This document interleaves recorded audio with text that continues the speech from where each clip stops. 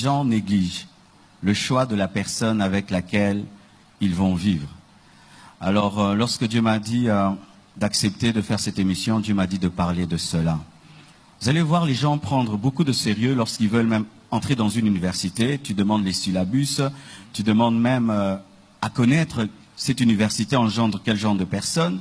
Lorsque même tu veux acquérir une voiture, tu veux être sûr que le moteur va bien. Mais quand il s'agit du mariage, les gens, un lundi, ils rencontrent quelqu'un, samedi, l'épouse. Et après, maintenant, dans l'église, il y a beaucoup de divorces. Il y a beaucoup de couples malheureux dans les églises parce que les gens négligent le choix du conjoint. Ben, si tu veux acheter une Mazda, tu vas consulter le concessionnaire Mazda. Et si tu veux épouser un homme, consulte Dieu qui l'a créé. C'est ça le problème. Le problème, c'est que nous voulons épouser les hommes sans contacter le créateur des hommes qui les connaît corps, âme et esprit. C'est pourquoi les gens échouent dans le choix du conjoint. Tu n'es pas expert dans la matière, mais tu ne cherches pas l'expert. Abraham, malgré qu'il était le père de la foi, l'homme le plus spirituel du monde en ce temps-là, a pris le temps de prier Dieu et il a envoyé un serviteur mature qui a prié avant de choisir Rebecca. Mais aujourd'hui, les gens s'engagent sans prier, sans consulter le concessionnaire. C'est pourquoi ils épousent des voitures en panne qui ont des fuites et des prises d'air. Est-ce que vous dites du coup de foudre aussi, ça existe, non? Un coup de foudre, c'est rencontrer une voiture en cours de route, tu l'aimes pour sa peinture. Mais pasteur, quel est le lien? Ici, on parle d'une personne, on parle de ce choix de conjoint. Pourquoi comparer le une choix personne de la à bonne une personne. voiture? Parce que le coup de foudre est instantané, mais l'amour est progressif. On aime quelqu'un progressivement, mais le coup de foudre, c'est instantané. Et des fois, on ne sait pas pourquoi on l'aime. Et le coup de foudre, comme il vient rapidement, il s'en va aussi très rapidement. Mais comme l'amour vient progressivement, il dure pour toute la vie. Dans le domaine du mariage spirituel, l'inceste est permis. On épouse que les membres de la famille. On se perd là, on n'a rien compris. L'Église est une famille. Oui. On épouse que les chrétiens. On n'épouse jamais les membres d'une autre famille, la famille de Satan. C'est pourquoi lorsque Abraham a voulu que son fils se marie, il a envoyé Éléazar dans sa famille. On ne se marie que dans la famille et dans la famille des chrétiens. Ce qui fait que le mariage entre chrétiens et païens n'est pas biblique. C'est pourquoi même dans l'Ancien Testament, Dieu interdisait à son peuple d'épouser les nations étrangères. Et ce n'est pas par caprice que Dieu le fait, parce que lorsque tu t'engages à un idolâtre, il fait de toi un idolâtre. Lorsque tu t'engages à un païen, il fait de toi un païen. Il y a une influence dans le mariage. C'est ça. Je peux également influencer l'autre. Oui, oui. tu peux influencer l'autre si tu as la puissance du Saint-Esprit. Et le Saint-Esprit ne contredit jamais la parole qui t'a dit de ne pas l'épouser. Et j'aime toujours dire que le mariage n'est pas un séminaire, n'est pas une croisade, ni une conférence pour gagner les âmes. Il faut les gagner d'abord et les épouser ensuite. Alors, moi je me réfère un tout petit peu à ce que vous avez dit. Vous avez dit que pour le choix, vous avez comparé à une voiture, pour les personnes d'un conjoint, il faut consulter Dieu. Alors, quand on consulte Dieu, est-ce qu'il faut attendre que Dieu nous montre en vision ou nous explique que voilà, c'est le bon choix ou Oui. Nulle part dans la Bible, il est écrit que pour se marier, il faut rêver. Il faut avoir un songe, une vision. Souvent, nous faisons de la vie des autres notre vie.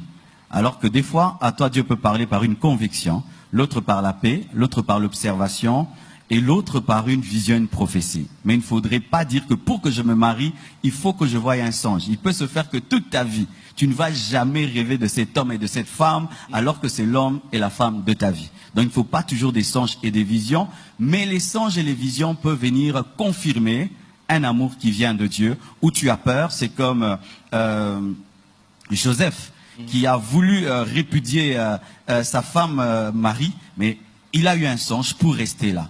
Donc l'amour était déjà là, mais l'ange est venu pour confirmer. Mais moi je décourage quiconque se marie par songe sans amour, car la base du mariage c'est l'amour. Dieu a aimé, il n'a pas songé, il a aimé, il a donné. Si tu songes sans aimer, ce n'est pas de Dieu. Sinon, tu seras dans un mariage spirituel par obéissance sans les émotions. mais si Alors, oui. déjà, je vais donner un exemple. Un frère qui passe d'abord son temps à observer une sœur, voilà que l'amour naît petit à petit. Il a déjà des sentiments pour la personne. À ce moment-là, ne pensez-vous pas que même s'il faut retourner auprès de Dieu pour prier, nos sentiments ne peuvent pas influencer également, Oui. Tu veux connaître la volonté de Dieu, il faut être prêt à recevoir un non et un oui. Prier pour le choix du conjoint, ne voulant qu'entendre un oui, c'est déjà mal. Il faut prier en étant prêt d'arrêter et de continuer. C'est alors que la vraie volonté de Dieu va se révéler. Vous voyez, Balaam, quand il a prié Dieu, pour que Dieu lui dise s'il veut ou pas qu'il aille avec Balak, il avait déjà une position d'aller. Et Dieu l'a laissé aller et il a maudit. Donc, si tu veux connaître la volonté de Dieu, n'aie pas une décision. Sois prêt à recevoir un oui et un non. Voilà. Non. Donc, ça peut arriver. Ça hein. peut arriver. Non, également, c'est une réponse, mais nous, les chrétiens, de foi, on refuse que Dieu nous réponde négativement. Oui, en tout cas. Alors, on peut continuer, moment d'orcas, parce que on a vu la sœur Naomi, mais ici, je remarque qu'il y a tout le temps... Conjoint. Oui, bon, on ne peut pas mettre de côté la prophétie parce que c'est un don spirituel, un don vocal qui révèle le plan de Dieu. Mais la prophétie n'est pas la base du mariage. C'est-à-dire que la prophétie doit trouver l'amour et ensuite confirmer cet amour. Mais je déconseille tout chrétien de s'engager par prophétie sans amour parce que le prophète ne viendra pas donner des bisous à cette femme-là et ne viendra pas la supporter lorsqu'elle aura un mauvais caractère. Il faut d'abord qu'il y ait de l'amour et que la prophétie vienne confirmer. Parce que dans le Nouveau Testament, le prophète ne dirige pas l'Église, mais vient confirmer ce que Dieu a déjà dit à l'Église, différemment de l'Ancien Testament. C'est pourquoi quiconque va dans une consultation prophétique pour trouver l'homme de sa vie n'est pas dans le Nouveau Testament, il est dans l'Ancienne Alliance, alors qu'il a déjà le Saint-Esprit qui peut le conduire. Alors lorsqu'il doute, Dieu peut parler à une autre personne pour confirmer ce qui est déjà dans le cœur. Mais si un prophète te dit que tel est l'homme de ta vie, mais tu ne l'aimes pas, ce n'est pas Dieu. C'est le diable qui veut t'amener au divorce. Utiliser « Dieu m'a dit » pour épouser une femme, c'est être lâche. Même si Dieu vous a réellement dit... S'il vous a dit, vous gardez. Le Dieu m'a dit, c'est pour vous, mais quand vous lui parlez, vous dites « je t'aime ». Qui voit un frère, il dit, bon, moi je me vois vraiment ma vie à côté de ses frères, mais le frère ne la regarde même pas. Peut-elle commencer à faire des avances à ses frères? En Europe, tu peux, parce que la culture s'y prête. Mais en Afrique, le frère va te trouver moins sérieux. Mais faites se mettre gentille, souriante, être autour et prier que Dieu lui parle qu'il parle. Parlons du mariage, mais il y a aussi les fiançailles. À quel moment on peut parler des fiançailles? Ah oui, ça vraiment c'est une bonne question. Parce que dans l'église, très souvent, c'est toujours, c'est ma fiancée. Je vous présente mon fiancé. C'est mon fiancé. En soi, tout fiancé n'est pas fiancé. Ah. Le fiancé est fiancé lorsqu'il est reconnu dans la famille. Tant qu'il n'est pas reconnu dans la famille, c'est un observé. Je l'observe. Parce que aussi, il faut qu'on dise la vérité. Ce n'est pas du jour au lendemain que tu aimes un homme ou une femme, lundi et puis mardi, tu présentes à papa et maman. Il faut prendre le temps de l'observer. Mais souvent, à l'église, nous n'avons pas le nom à donner à cette période-là. C'est pourquoi les chrétiens appellent ça fiançailles. Mais ce ne sont pas les fiançailles. C'est un temps d'observation. Un temps où c'est quelqu'un que j'observe, que j'aime bien. Et je prie. Et si je suis confirmé, je vais parler au pasteur, je vais parler à ma famille. Et c'est quand les deux familles sont d'accord qu'il y a fiançailles. Lorsqu'ils ont déjà aperçu la dot ou... Non, pas la dot. Lorsque ils sont d'accord que tu puisses fréquenter leur fille et te reconnaissent comme son fiancé, là c'est bon. Et parce que dans d'autres cultures, il n'y a pas de dot. Pendant cette période d'observation, pasteur, je peux me permettre d'aller chez les frères faire des petits travaux ménagers? Non. Déjà parce ses habits, laver ses habits. Faire la vaisselle, préparer pour lui. La vaisselle, préparer non, pour il ne faut aider pas sa le faire. maman. Il faut pas trop s'impliquer dans les fiançailles parce que ce n'est pas encore le mariage. Là, il y aura des dettes morales. Dans les fiançailles, il faut donner des cadeaux symboliques, des choses vraiment symboliques. Comme ça, Taboboyani, il n'y a pas trop de gâchis. Après, pasteur, chacun a sa notion de symbolique. Hein. Peut-être que symbolique, pour moi, c'est une belle Jeep. Hein. L'argent m'embête. Alors, c'est symbolique. La personne qui reçoit, si elle ne considère pas cela comme symbolique, il faut refuser, parce qu'il peut se faire qu'après des temps, vous vous rendez compte que ce n'est pas la bonne personne, mais à cause de la dette morale, vous continuez malgré vous et vous mariez par compassion. Je suis pasteur de l'église Compassion, mais j'ai interdit à quiconque de se marier par compassion parce que vous n'êtes pas la Croix-Rouge. Ceux qui ont les mains, comme on dit, eux ils se retrouvent, ils se disent, ah au moins les pasteurs, nous on est épargnés, et ils vont pas donner. Il n'y aura pas de petits cadeaux symboliques. Pourquoi demander trop à un homme si tu n'es pas sûr qu'il sera l'homme de ta vie? Moi je trouve que c'est de l'escroquerie. Waouh! Voilà, j'ai vu, il y a les sœurs qui applaudissent malgré elles. Hein. Donc vous êtes d'accord que vous escroquez souvent les frères. Et mais alors... tu l'observes. Observe aussi son argent. Pourquoi tu l'observes mais pas son argent? Tu dis je t'observe mais tu prends $1000, 2000, 3000. Dans le domaine de l'argent, tu n'es pas observatrice. Mais en ce qui concerne le mariage, tu observes. Je trouve que là, c'est souffler le chaud et le froid et ce n'est pas être sérieux. Mais ça arrive aussi que les sœurs également supportent pareil certains aussi, frères. Ma sœur, arrêtez de doter les hommes qui vont vous épouser parce qu'aujourd'hui les femmes dotent les hommes. Ils te donnent l'argent de la dot pour l'épouser. Il va pas te respecter, surtout en Afrique. Arrêtez de faire trop de cadeaux à un homme. Il risque de croire que tu achètes son amour. Lorsque nous lisons Genèse 24, nous voyons que c'est un père qui a décidé que son fils n'épouse pas n'importe qui et c'est lui qui a pourvu à la dot et à tout. On n'épouse pas des anges, on épouse des humains qui proviennent des familles. Et c'est la famille qui donne la culture et l'éducation. Donc les familles, ça compte. Tu ne peux pas épouser une femme avec l'opposition de ta famille, ni un mari avec l'opposition de ta famille.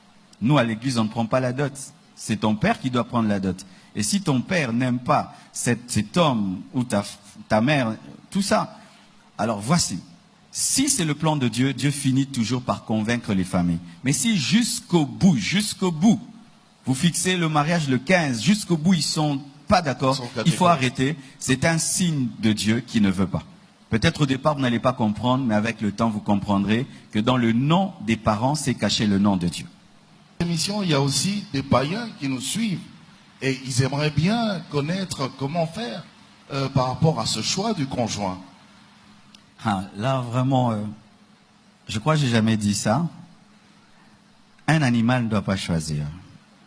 Il choisira un autre animal comme lui. Et s'il choisit un humain, il va dévorer l'humain. C'est pourquoi un célibataire inconverti, je lui déconseille de penser au mariage parce qu'il va mal choisir. Il va soit choisir un païen comme lui. Donc un homme animal, ce sera deux animaux qui vont se déchirer. Et certains païens, je vois, ils apprécient les sœurs en Christ ou les frères en Christ disant « je vais me marier là-bas ». Tu vas détruire la vie de ce frère en Christ, de cette sœur en Christ, parce que ce sera le mariage d'un serpent et d'un humain. Abraham a choisi pour son fils, la Bible dit il était très avancé en âge et il a pris Éléazar qui était aussi le plus vieux de ses serviteurs. Cela symbolise la maturité spirituelle.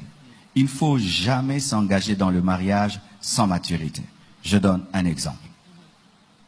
Un enfant, vous mettez devant lui un billet de $1, mettons 10 billets de $1, face à un billet de $100, il va choisir quoi?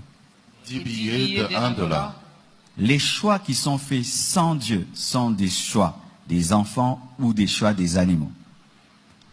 Quiconque n'a pas Christ, il faut d'abord donner ta vie à Jésus, parce que c'est en donnant ta vie à Jésus que la vie commence, parce qu'avant tu existais. Alors imaginez qu'un homme inexistant cherche à faire un choix. Avec qui? Ce qui fait que beaucoup de personnes qui se sont mariées, étant païennes, regrettent les choix. Parce qu'ils se rendent compte que j'ai mal choisi, j'ai choisi seulement sur base de la beauté, sur base des problèmes que j'avais. Il m'a dit oui, il m'avait dragué trop bien. Mais quand on connaît Dieu, c'est alors qu'on a la maturité et l'intelligence de Dieu pour dire c'est telle personne qui convient pour ma destinée. Je déconseille aux païens de se marier. Il faut vous convertir. Ensuite, il faut choisir. Et d'ailleurs, je déconseille même aux bébés spirituels de se marier. Parce qu'un bébé ne se marie pas, il doit téter. Il doit boire le lait jusqu'à grandir et choisir. Même si tu as 50 ans, tu viens de te convertir aujourd'hui, tu es célibataire, il ne faut pas penser à te marier. Tu dois penser à grandir, ensuite tu choisiras.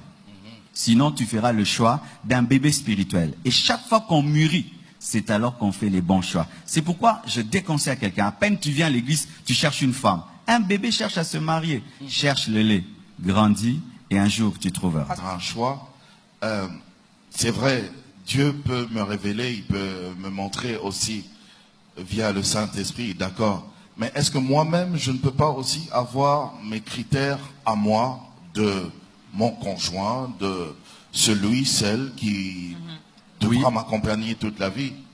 La Bible dit, fais de l'Éternel tes délices, il te donnera ce que ton cœur désire. Lorsque quelqu'un grandit dans les choses de Dieu, ses désirs deviennent des désirs divins.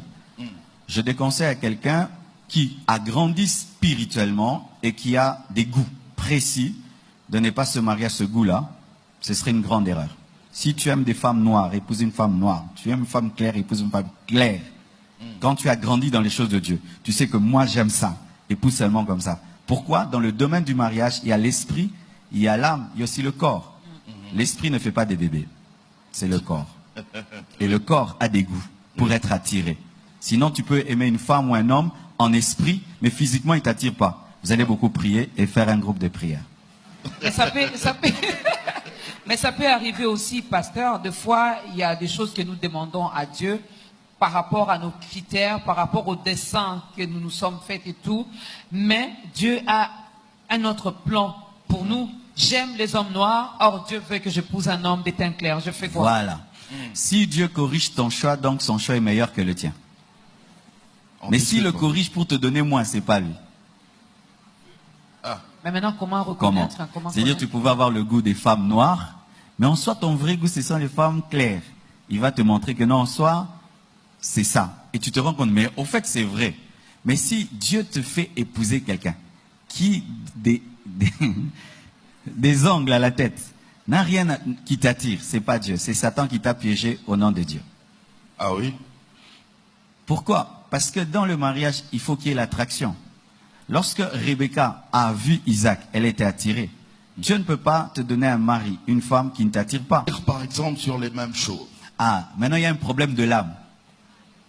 Vos corps s'attirent, mais vos âmes ne s'attirent pas. Il y a un problème, il ne faut pas se marier. Ok. Tu vas la trouver jolie, mais ennuyeuse. Tu vas le trouver beau, mais il est bête. Mais est-ce qu'il n'y a pas moyen de l'influencer un peu? Oui, il y a des personnes qu'on transforme, mais il y a des personnes qui restent telles quelles. C'est pourquoi il faut des longues fiançailles. Pas très longues, mais suffisamment des fiançailles pour que tu sois sûr si tu peux le transformer ou pas. Et si tu trouves vraiment qu'il est courbé à vie, il faut laisser tomber. L'estimation sur le temps, la durée de... La Bible ne donne pas une estimation, mais avec l'expérience pastorale, 1 année, c'est bon. 1 année des fiançailles. Des fiançailles de 3 semaines, c'est dangereux.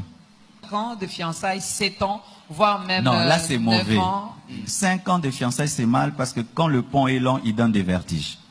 Et vous risquez de vous comporter comme des mariés dans les fiançailles. Et souvent, vous allez voir, il n'y a plus de feeling, il n'y a plus d'attirance parce que vous êtes fatigués l'un de l'autre. Il ne faut pas des fiançailles trop courtes. Il n'ose pas le dire. Hein. Jusqu'où peut aller l'observation?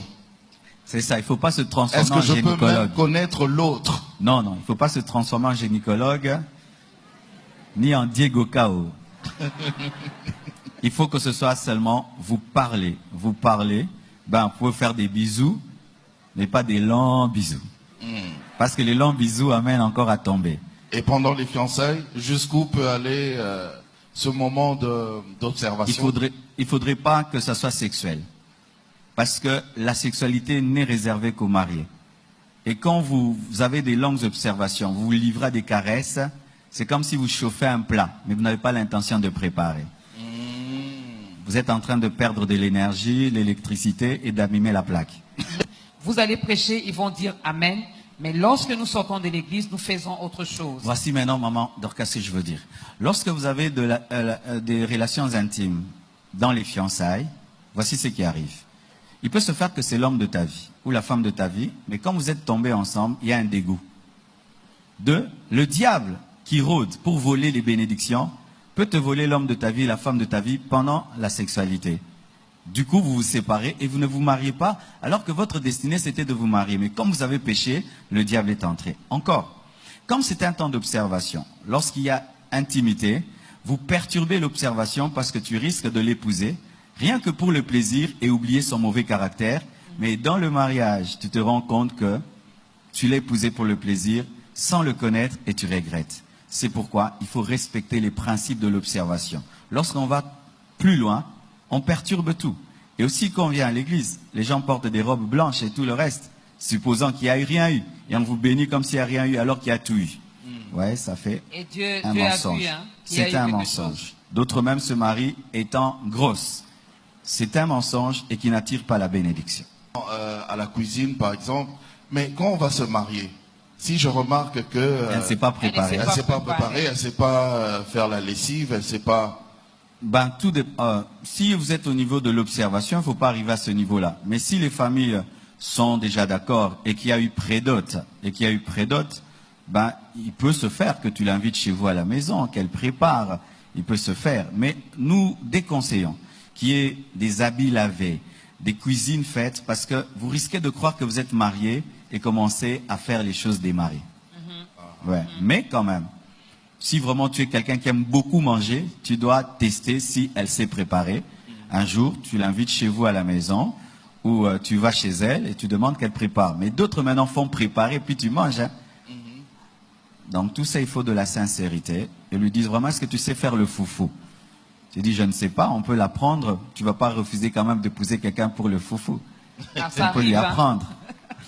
Ça arrive surtout avec, Ça dépend de la avec les belles culture. mamans. Oui, ça Ça dépend arrive. de culture, mais arriver jusqu'à régner un caractère, un corps qui te plaît, un caractère qui te plaît, rien que pour le foufou, tu peux engager un travailleur qui fait ça, quoi.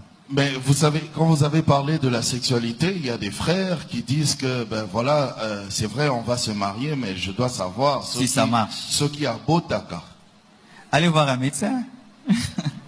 Ah oui, en plus. Parce qu'il y en a qui s'unissent, mais qui n'ont pas d'enfants. Mais si tu veux savoir s'il aura des enfants, allez voir un médecin, il y a des tests pour ça. Oui, c'est plus facile. Ouais. Ne soyez pas vous-même médecin. Alors, nous attendons vos questions. Le protocole va nous aider par rapport à ça. Envoyez-nous vos questions. Il n'y a pas de tabou, hein, parce que nous voulons... Mais quand on va se marier, si je remarque que Elle ne s'est pas préparée. elle ne s'est pas préparée, elle ne sait pas faire la lessive, elle ne sait pas... Ben, si vous êtes au niveau de l'observation, il ne faut pas arriver à ce niveau-là. Mais si les familles sont déjà d'accord, ben, il peut se faire que tu l'invites chez vous à la maison, qu'elle prépare, il peut se faire. Mais nous déconseillons qu'il y ait des habits lavés, des cuisines faites, parce que vous risquez de croire que vous êtes marié et commencer à faire les choses des maris. Ouais. Mais quand même, si vraiment tu es quelqu'un qui aime beaucoup manger, tu dois tester si elle s'est préparée. Un jour, tu l'invites chez vous à la maison, ou tu vas chez elle et tu demandes qu'elle prépare. Mais d'autres maintenant font préparer, puis tu manges. Hein. Donc tout ça, il faut de la sincérité. Et lui disent vraiment, est-ce que tu sais faire le foufou? Tu dis, je ne sais pas, on peut l'apprendre. Tu vas pas refuser quand même d'épouser quelqu'un pour le foufou. Il habite chez papa et maman. Il n'a même pas 10 $ à la fin du mois. Ne vous mariez pas. Ne vous mariez pas, vous Mais il allez a déjà souffrir. l'âge de se marier, non? Tu peux avoir l'âge physique, mais pas avoir l'âge de la poche. La poche aussi doit avoir l'âge. Donc, La capacité je de crois que payer une c'était même sa maison, deuxième de question. prendre soin d'une femme, de prendre soin des enfants. Il faut que la poche aussi soit âgée. Minimum, il faut avoir le minimum. Mais dans le domaine du social, lorsqu'il y a le mariage entre un très riche et un très pauvre, c'est facile lorsque c'est l'homme qui est très riche et la femme est très pauvre. Mais dans le sens inverse, il y a beaucoup de couacs, à moins de trouver une famille riche qui est brisée et qui n'est pas orgueilleuse socialement. Vous réalisez que l'homme a l'intention de se marier dans 5 ans et que vous avez l'intention de vous marier dans 3 ans. Est-ce un signe que ce n'est pas l'homme de votre vie, la sœur Naomi? Pourquoi il veut 5 ans? Lorsqu'on aime quelqu'un, on est pressé de l'épouser, à moins que les conditions ne soient pas encore réunies. Mais comme je ne sais pas bien creuser la question, j'ai du mal à répondre. Mais il faudrait que vous soyez harmonisé votre temps. Il ne faut pas que l'un veuille 5 ans, l'autre 3 ans. Il faudrait que ce soit harmonisé parce que vous devez vous mettre d'accord pour marcher ensemble. Hello. Bonsoir Maman Dorcas, je me suis engagée avec un frère qui prie aussi. Malgré sa craintivité, il y a des choses qu'il me demande de faire qui sont en dehors de la volonté de Dieu. Alors, je peux continuer ou bien abandonner, mais le cœur est vraiment convaincu qu'il aime, qu'elle aime. Aidez-moi s'il vous plaît, la sœur Laetitia. C'est un frère de la compassion? Il est où? Frère, vous vous cachez où? Pourquoi vous Il est demandez où? des choses à la sœur? Si vous aimez vous aimez le pondu, mais qu'il est avarié, est-ce que vous allez le manger pour autant? Non. Quand quelqu'un est un faux chrétien, ce n'est pas un chrétien. Il n'y a pas de faux chrétiens, il n'y a que des vrais chrétiens. Ce n'est pas un chrétien, il ne faut pas l'épouser. Il est de C'est la un chrétien compassion. périmé. Bon, déjà, la sœur Laetitia elle-même ne veut pas se le montrer, donc arrête Non, de faut poser pas, la question. faut Si tu es fiancé à un chrétien, mais qui dans les fiançailles te pousse au péché, te réclame le péché, c'est un faux chrétien. Il faut rompre pour raison de sanctification. C'est un faux chrétien, c'est une nourriture avariée qu'il ne faut pas manger. Il va te donner Sœur ta diarrhée. Laetitia, Ouais, ouais. ne mangez pas, Et et la nous gastrite. espérons vraiment, hein, nous croyons vraiment que vous n'avez pas encore mangé. Hein. Donc, Parce que quelqu'un qui se révèle déjà comme un pécheur dans les fiançailles le sera dans le mariage. Il montre déjà ses couleurs. je suis dans une relation amoureuse. Hein. L'homme avec qui je suis est un chrétien, mais nous nous sommes aimés tout en étant païens. Après, nous nous sommes convertis en marchant dans la crainte de Dieu. Nous nous attirons, nous nous aimons, pasteur. Mais nous ne savons pas si nous sommes dans la volonté de Dieu ou pas. Devons-nous continuer ou arrêter? La sœur Louise. Dieu ne fait pas de modification des anciens plans. Il détruit totalement pour reconstruire ce qui est à lui. Lorsque deux personnes se sont aimées étant païennes et qu'elles viennent à Dieu tout en étant fiancées, il faut qu'elles renoncent à ses premiers choix qui étaient le choix des païens et qu'ils puissent présenter ce choix à Dieu. Si Dieu ressuscite le choix, ils se marient. Mais si Dieu le tue pour donner un autre choix, ils se séparent. Ça fait mal, hein, pasteur? Mais c'est ça la Bible, parce que déjà eux-mêmes ne savent pas. Vous voyez, ils ne savent pas. Parce que donc quand ils étaient païens, ils n'avaient pas écouté l'Esprit de Dieu. Il peut se faire que c'était une personne appelée être ton amie sans être ton mari. Oui, ça peut arriver.